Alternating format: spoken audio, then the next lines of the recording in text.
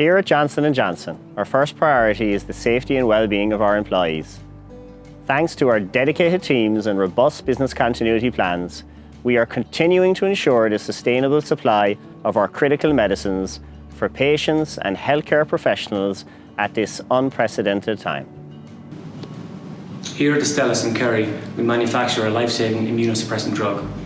Taking social distancing into account, by reconfiguring our manufacturing operations, we maintained our output while ensuring we have fewer staff on site. We keep going, so our patients do too.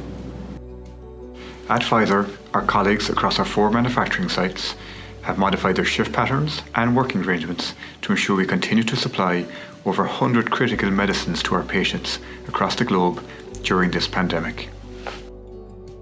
Changing how we work does not impact the high quality standards we have at Novartis Ringaskiddy. All of our colleagues, whether working from home or working on site, are continuing to ensure we deliver high quality medicine to our patients. At Ipsen, we are doing everything possible to protect our work colleagues while they continue their pivotal work to manufacture and maintain supply of essential medicines for people living with cancer worldwide. Here at GSK Dungarvan, we've amended our work practices to protect our essential workers and to ensure that we supply our medicines to Ireland and around the globe. Here at Sanofi Waterford, we're working through the crisis to maintain the supply of vital medicines to patients.